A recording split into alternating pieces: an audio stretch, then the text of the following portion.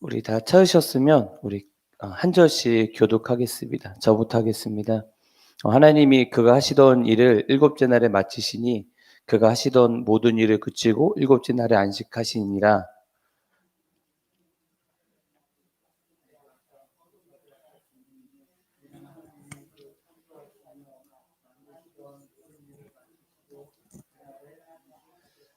네, 아멘.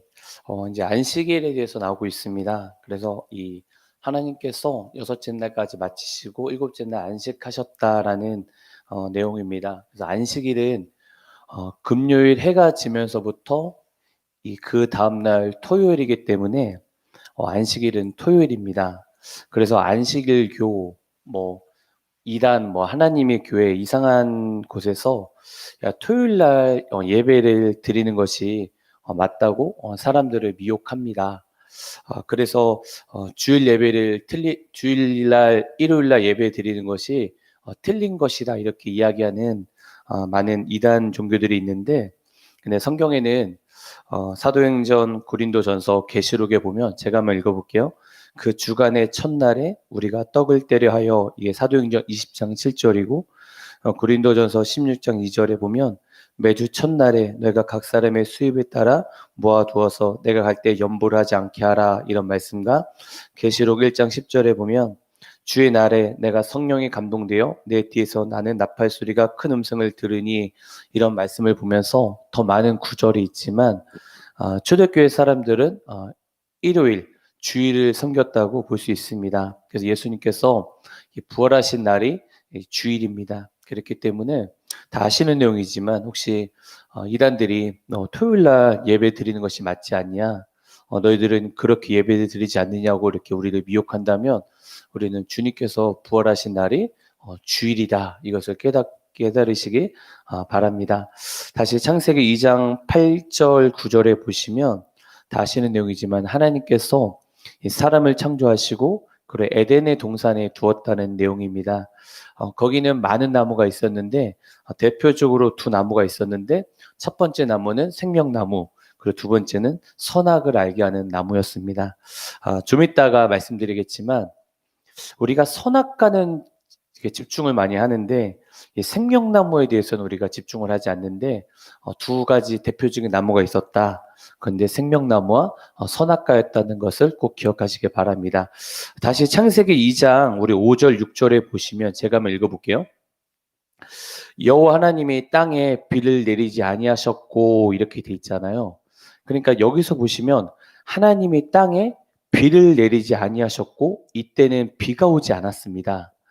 그런데 1장 14절 한번 보세요. 여러분, 창세기 1장 14절에 보시면 제가 한번 읽어볼게요. 하나님이 이르시되 하늘의 궁창에 강명체들이 있어 낮과 밤을 나뉘게 하고 그것들로 징조와 계절과 날과 해를 이루게 하라 했을 때, 여기서 이제 계절이 나오잖아요. 계절.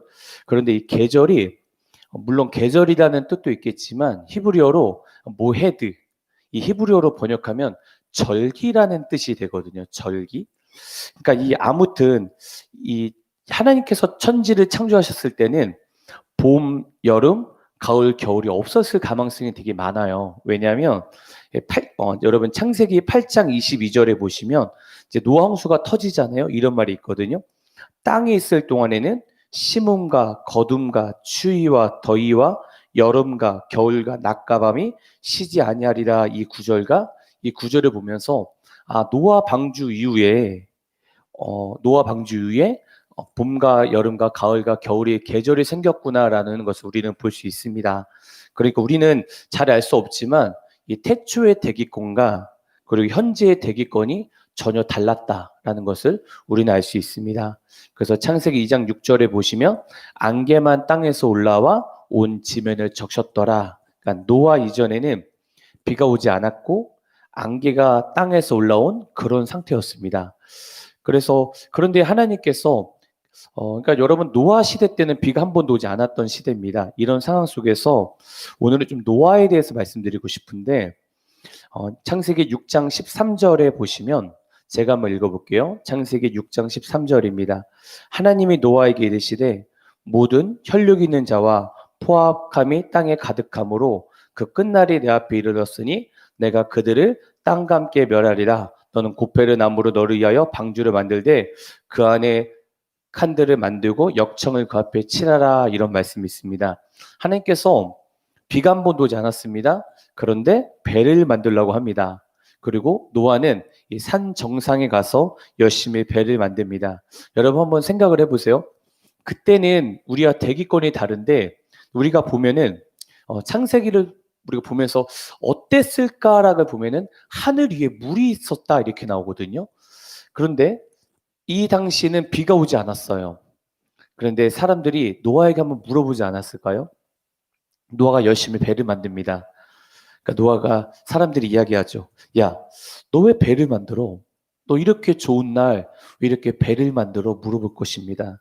그러니까 노아가 이야기할 것이죠. 뭐 이건 성경에 나온 내용이 아니지만 하나님께서 이 세상을 물로 심판하실 거야. 이렇게 이야기를 할 것입니다. 사람들은 노아에게 무슨 이야기를 할까요, 여러분? 이상한 사람이라고 이야기할 것입니다. 어떻게 보면 좀 비속어지만 저 사람 미친 사람 아니야? 이 땅에 비가 내린단 말이야? 이 땅에 하나님이 물로 심판한단 말이야? 이렇게 세상이 좋은데 이렇게 날씨가 좋은 환경 속에서 뭐 배를 만들어? 말도 안 돼? 이렇게 이야기할 것입니다. 그런데 노아는 히브리서 11장 7절에 보면 제가 읽어볼게요. 믿음으로 노아는 아직 보이지 않는 일에 경고하심을 받아 경외함으로 방주를 준비하여 그 집을 구원하였으니 이로 말미암아 세상을 정죄하고 믿음을 따르는 의의 상속자가 되었느니라 이렇게 되어 있거든요. 그리고 창세기 6장 22절에 보면 노아가 그와 같이 하여 하나님이 자기에게 명하신 대로 다 준행하였더라 이렇게 되어 있습니다. 여러분 노아가 배를 만듭니다. 근데 사람들의 소리에 반응하지 않습니다. 노아는 배를 만들어요. 노아는 사람들의 말이 중요치 않았어요. 노아는 하나님의 말씀만 받아들이고 순종합니다. 근데 결국에 하나님께서 말씀하신 것이 이루어졌습니다. 사람들은 조롱했겠죠. 사람들은 비웃었겠죠. 그런데 하나님의 말씀에 붙잡았던 노아는 그 중에 살아났습니다. 그런데 여러분 이걸 보시면 제가 왜 이런 얘기를 했냐면 여러분 마태복음 24장에 보시면 예수님께서 24장은 여러분 마지막 때 가는 내용입니다. 그런데 마지막 때에 관한 내용을 하시면서 하나님 예수님께서 뭐라고 말씀하시냐면 노아의 때와 같이 인자의 임함도 그러하리라 이렇게 말씀하고 계십니다.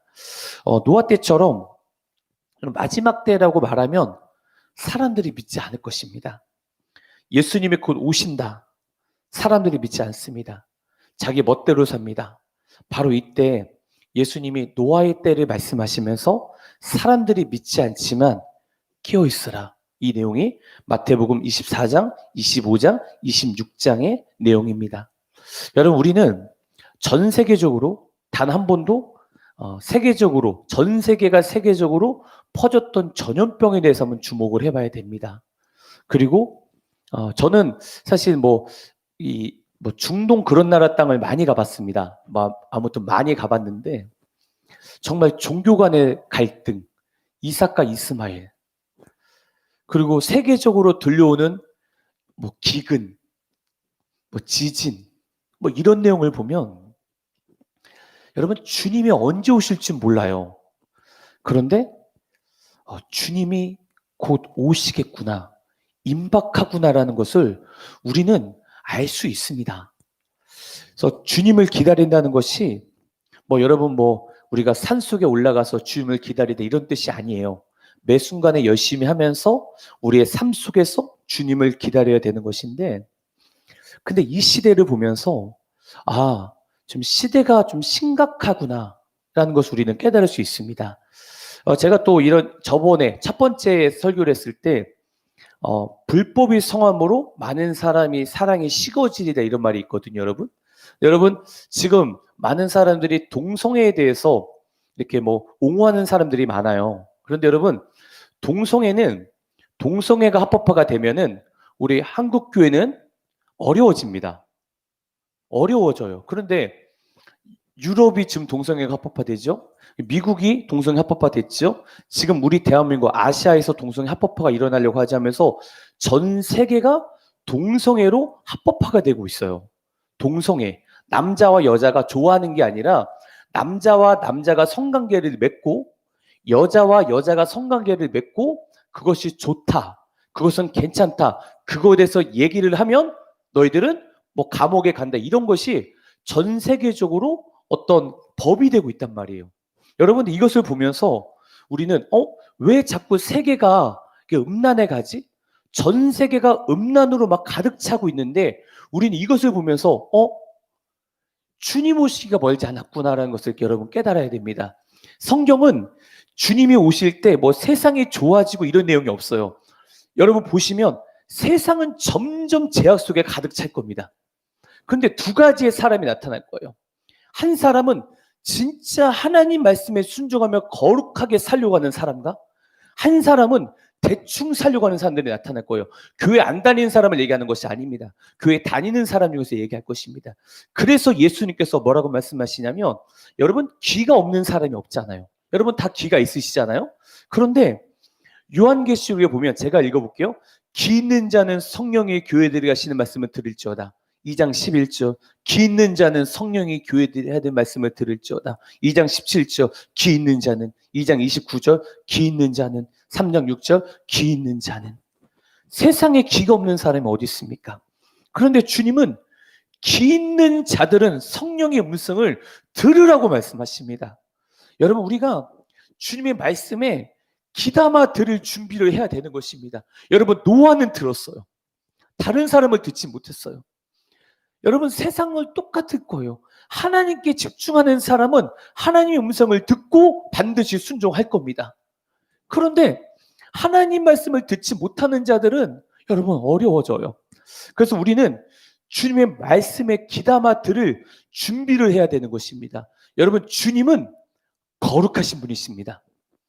그래서 우리가 주님 앞에 예수 그리스도의 보혈로 의지하여 날마다 주님께 나아갈 때 하나님의 음성을 들을 수가 있는 것입니다. 주님의 말씀의 음성을 듣고 우리가 나아가야 되는 것입니다. 여러분 우리 대한민국을 보세요.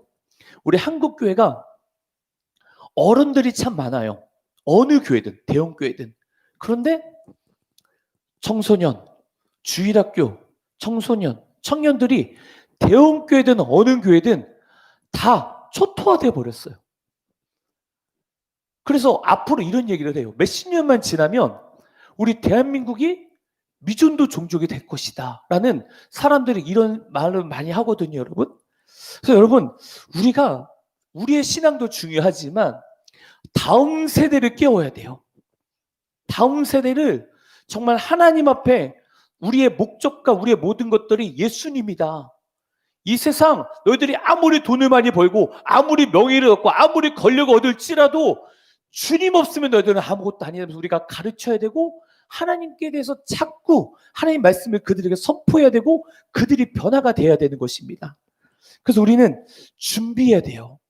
그리고 다음 세대에게 우리의 신앙을 물려줘야 되는 것입니다. 그래서 여러분 우리는 정말 기도해야 되는 것입니다. 여러분 늘 기도하고 계시지만 우리 성실교회 우리 주일학교를 위해서 여러분 기도 많이 해주시기 바랍니다. 그리고 중고등부를 위해서 기도 많이 해주시고요. 청년부들을 위해서 여러분 기도 많이 해주시기 바랍니다. 그들이 살아나야 돼요. 한국의 젊은이들이 여러분 살아나야 됩니다. 한국의 젊은이들이 하나님 앞에 정말 기도하고 하나님 앞에 정말 말씀 보며 거룩한 삶을 살아가야 됩니다, 여러분. 세상이 어려워요. 세상이 정말 어렵습니다. 그래서 우리가 정말 다음 세대를 향해서 여러분 정말 기도해 주시기 바랍니다. 하나님, 우리 성실교회 다음 세대 주님 손에 올려드립니다. 이들이 정말 돈과 명예와 권력과 취업과 이런 것이 중요한 것이 아니라 하나님을 알기 원합니다.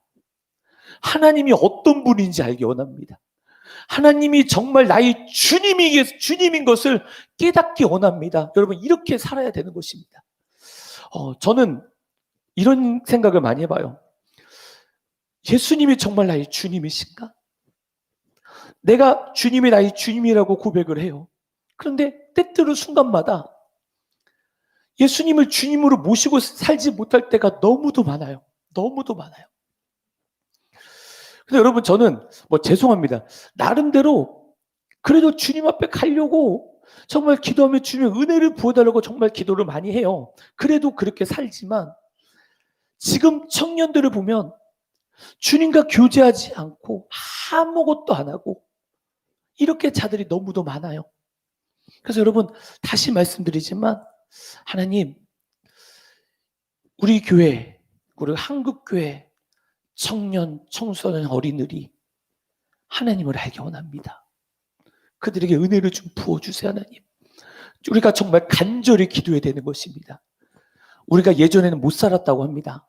저는 어렸을 때 우리 아버지가 말씀드리면 옛날에 정말 못 살았다, 어려웠다 이런 말씀을 많이 하세요. 근데 사실 우리 같은 시대는 어려운 걸 몰라요. 근데 정말 하나님이 세계에서 가장 못 사는 이 대한민국을 지금은 12번째로 잘 사는 나라가 되어버렸습니다. 한국이 정말 많이 부흥을 했어요.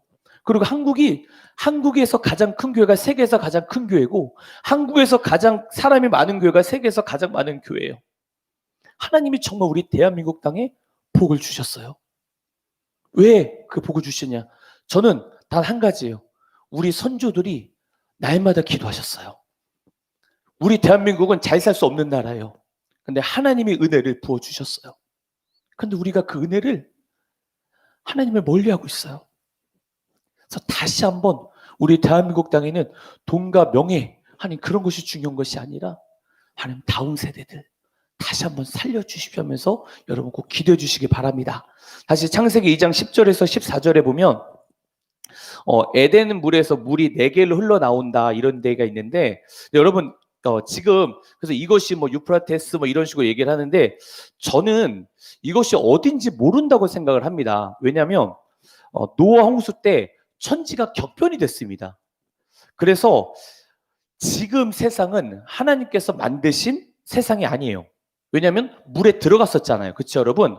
그런데 우리가 아름다운 곳을 여행을 하다 보면 너무도 아름답습니다. 그런데 지금 우리가 아름답고 하는 이 자연은 물에 한번 빠진 자연입니다. 그런데 계시록 21장 1절에서 5절에 보면 읽진 않겠습니다. 어떤 내용이냐면 주님께서 세상에 오셔서 만물을 회복시키고 하나님께서 만물을 회복하시는 내용이 요한계시록 21장 1절에서 5절의 내용입니다. 그리고 4절에 보면 그렇게 주님을 기다리던 자들에게 하나님께서 눈물을 닦아주시는 내용이 계시록 내용입니다. 여러분, 우리가 세상을 보면서 만물을 회복하실 주님, 그리고 다시 오실 주님을 기대하면서 고대하면서 우리가 다시 한번 말씀드리지만 우리 젊은이들 정말 기도하시기 바랍니다. 하나님의 은혜가 있어야 다시 살 수가 있습니다. 우리 힘으로 할 수가 없어요. 오직 주님의 은혜입니다. 여러분, 우리 교회 가운데, 우리 한국교회 가운데 은혜를 부어달라고 기도해 주시기 바랍니다. 다시 창세기 2장 15절에서 17절에 보면 하나님께서 이 에덴 동산에 아담을 두셨습니다. 그리고 아담에게 미션을 주셨는데 그 미션이 뭐냐면 바로 선악과를 따먹지 말라는 것이었습니다. 선악과를 따먹지 말라. 지금 하나님께서는 아담에게 선악과를 따먹지 말라는 미션을 주셨습니다. 그리고 하를 주셨습니다. 근데 하는 뭐냐면 2장 18절을 보세요, 여러분. 여호와 하나님이 이르시되 사람이 혼자 사는 것이 좋지 아니하니 내가 그를 위하여 돕는 배필을 지으리라 하시니 이렇게 돼 있잖아요.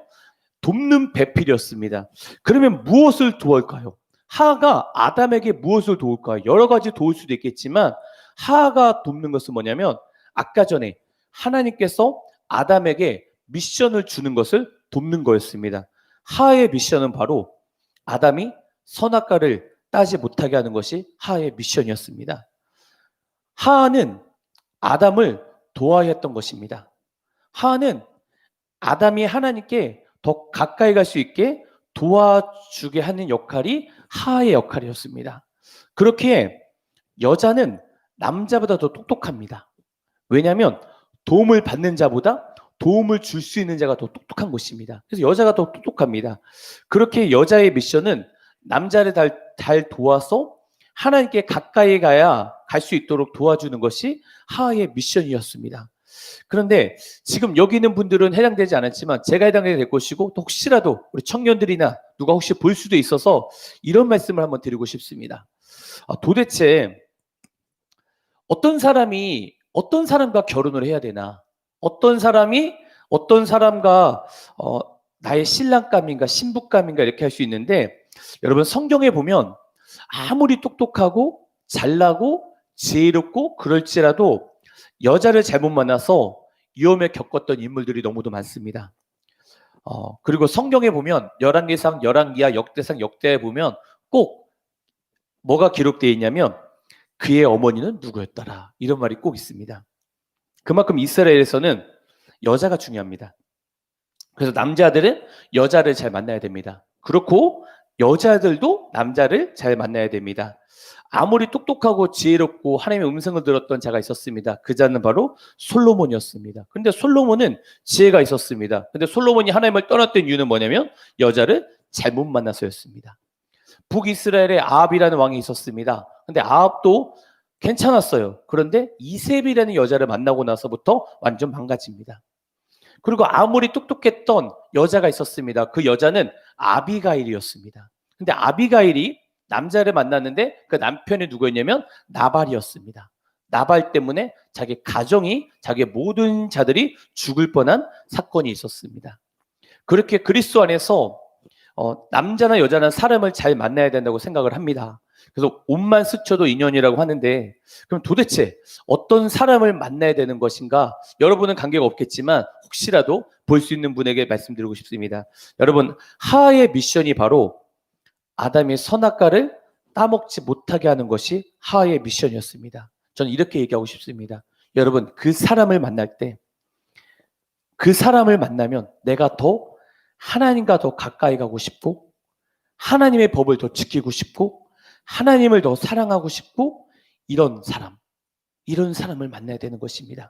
그런데 반대로 내가 그 사람을 만났는데 교회도 나가고 싶지도 않고, 하나님을 믿고 싶지도 않고, 기도도 하고 싶지도 않고, 말씀도 보고 싶지도 않고, 그런 사람이다. 그런 사람은 하나님께서 주신 배필이 아니다라고 저는 이야기하고 싶습니다. 다시 창세기 2장 18절 19절에 보시면, 보세요 여러분. 창세기 2장 18절 19절에 보시면 여호와 하나님이 이르시되 사람이 혼자 사는 것이 좋지 아니하니 내가 그리하여 돕는 배필을 지으리라 하시니라.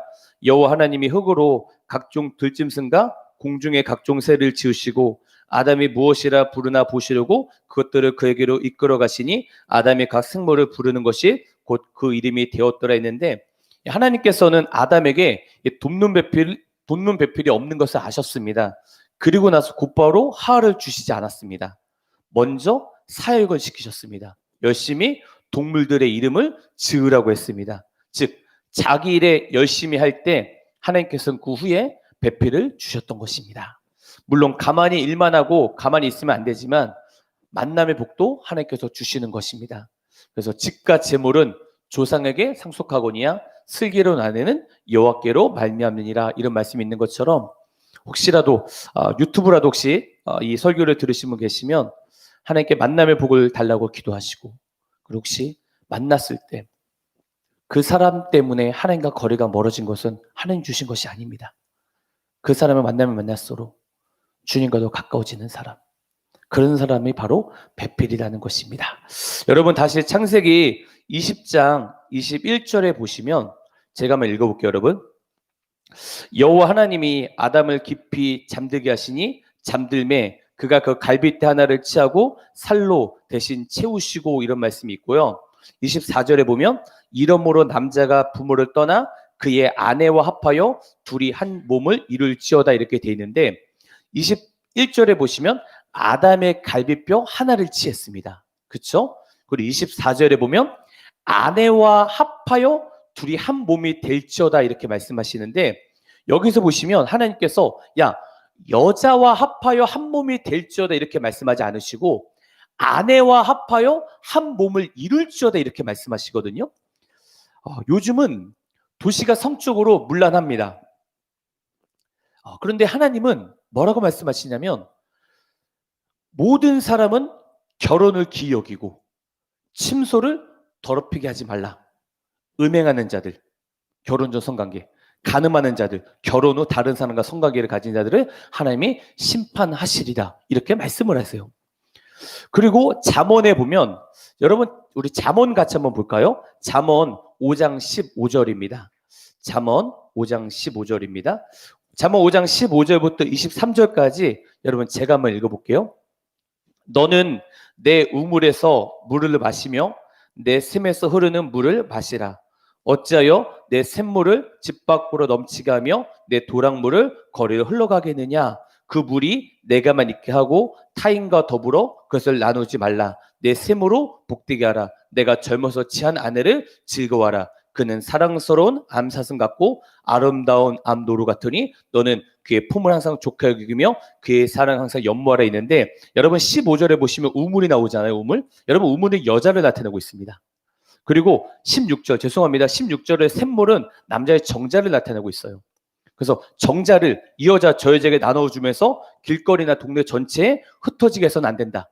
그렇게 할 경우 23절에 보시면 훈계를 받지 않으므로 죽는다. 이것이 솔로몬의 이야기였습니다. 이 구절 말고 성경에 보면 음행에 대한 이야기가 곳곳에 많이 기록되어 있습니다. 로마서 13장 13절에 보면 낮에와 같이 단정히 행하고 방탕하거나 술 취하지 말며 음란하거나 호색하지 말라. 이게 주님의 말씀이시고요. 고린도전서 6장 9절에 보시면 불의한 자가 하나님의 나라의 유업을 받지 못할 줄 알지 못하느냐. 미혹을 받지 말라. 음행하는 자나 우상 숭배한 자나 간음한 자나 탄색한 자나 남색하는 자니. 주님께서 뭐라고 말씀하시냐면 미혹을 받지 말라. 속지 말라. 음행하는 자, 간음하는 자, 남색하는 자, 하나님의 나라의 유업을 받지 못한다고 주님 말씀을 하셨어요. 고린도전서 6장 18절에 보면 음행을 피해라. 사람이 범하는 죄마다 몸 밖에 있거냐 음행하는 자는 자기 몸에 죄를 범하느니라. 죄들이 많은데 다 몸 밖에 죄를 짓는 것인데 음행하는 것은 자기 안에 몸에 죄를 짓는 것이다. 음행하지 말아라. 이것이 사도 바울의 이야기였습니다. 골로새서 3장 5절에 보면 그러므로 땅에 있는 지체를 죽이라. 음란과 부정과 사욕과 악한 정욕과 탐심이니 탐심은 우상 숭배니라 하면서 여기서 말하는 사욕은 성적인 죄입니다.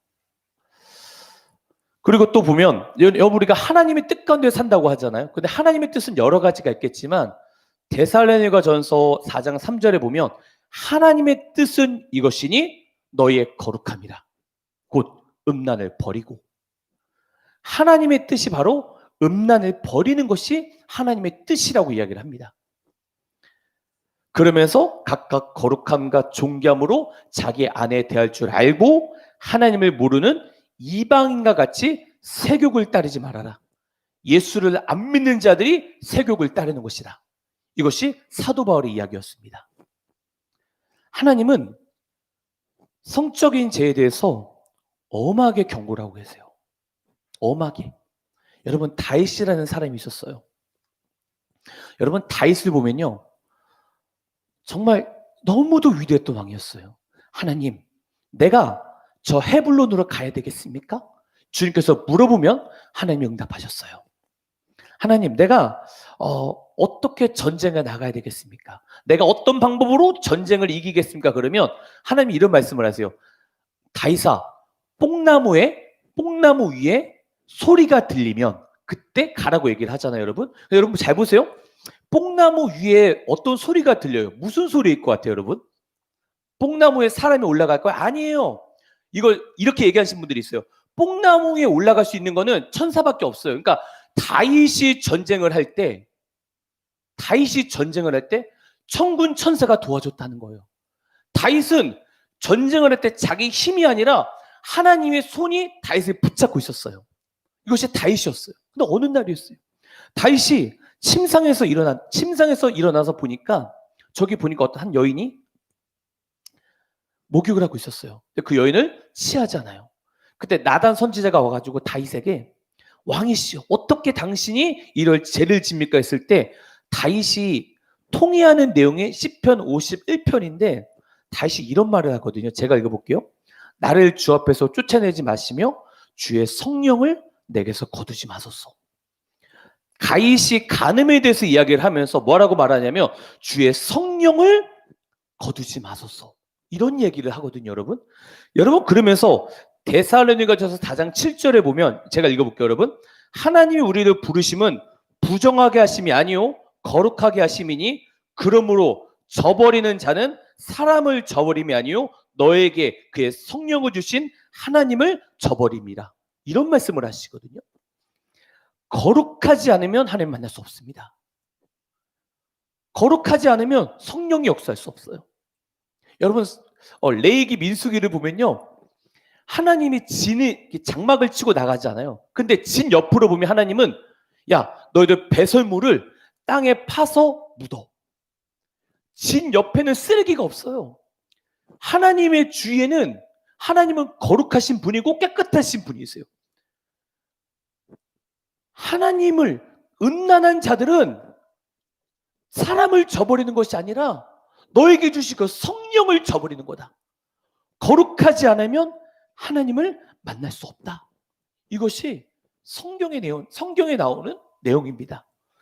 아무리 많은 기적과 이적과 은사를 베풀지라도 그 사람의 삶 속에서 거룩하지 않으면 그것은 성령의 역사가 아닙니다. 하나님은 거룩하신 분이세요.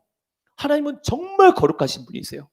그래서 우리가 혹시라도 음행가, 음란가 이런 어두운 죄에 있다라면 우리가 하나님께 돌아가야 되는 것이에요. 그래서 시편 51편 17절에 하나님께서 구하시는 제사는 상한 심령이라. 하나님이여 상하고 통회하는 마음을 주께서 멸시하지 아니하시리다. 이런 말씀이 있거든요. 우리가 하나님께 나가야 되는 것이에요. 하나님, 우리의 제 마음이 제가 음란한 사람입니다. 저를 좀 불쌍히 여기면서 하나님의 은혜를 부어달라고 하는 것입니다. 그러면 요한일서 1장 9절에 보면 만약 우리가 우리 죄를 자백하면 그는 미쁘시고 우루사 우리 죄를 사하시며 우리를 모든 불에서 깨끗하게 하실 것이요. 베드로후서 3장 9절에 보면 주의 약속은 어떤 이들이 더디하고 생각하는 것 같이 더딘 것이 아니라 오직 주께서는 너희를 대하여 오래 참으사 아무도 멸망하지 아니하고 다 회개하게 이르게 하시니라. 하나님은 우리가 회복하기 원하십니다. 죄는 하나님과 우리를 가로막히게 합니다. 그렇게 우리가 상하고 통회하는 마음으로 주님께 나가야 되는 것입니다. 하나님은 우리를 회복시켜 주세요. 상해하는 통회하는 마음이 여러분 있어야 되는 것입니다. 요한복음 8장에 보면 간음하다가 잡혀온 여자가 있었습니다. 예수님께서 다 아시는 내용이죠. 글을 쓰잖아요. 그러니까 사람들이 그 정죄했던 자들이 다 떠나갑니다. 근데 예수님께서 그 여자에게 했던 말이 있었습니다. 그것이 뭐였냐면 8장 11절에 보면 주님께서 그 여자에게 이렇게 얘기합니다. 다시는 죄를 범하지 말라. 이렇게 말씀하십니다. 다시는 죄를 범하지 마. 다시는. 상하고 통회하는 마음으로 우리가 죄를 자백하고 회개해야 됩니다. 그래 우리가 주님께 나갈 수 있습니다. 기도가 안 되는 사람은요, 죄가 있어서 기도가 안 되는 거예요. 하나님과 거리가 멀어진 것이에요. 그래서 상하고 통회하는 마음으로 하나님께 나가야 되는 것입니다. 그리고 하나님, 내가 주님과 가로막힌 그 제약들이 있습니까? 하나님 나를 용서해 주세요 하면서 정말 상하고 통회하는 마음으로 하나님께 나갈 때 하나님 우리를 긍휼히 여겨주시고 우리를 변화시켜 주십니다. 출애굽기 34장 6절에 보면 여호와께서 그 앞으로 지나가시며 선포하시되 여호와라 여호와라 자비롭고 은혜롭고 노하기를 더디하고 인자와 진실이 많은 하나님이라. 하나님은 은혜롭고 노하기를 더디하시고 인자와 진실이 많은 하나님이십니다. 우리가 그 하나님께 나가야 되는 것입니다. 저는 그러면 율법을 지켜야 천국 가니 이런 얘기하는 것이 아닙니다.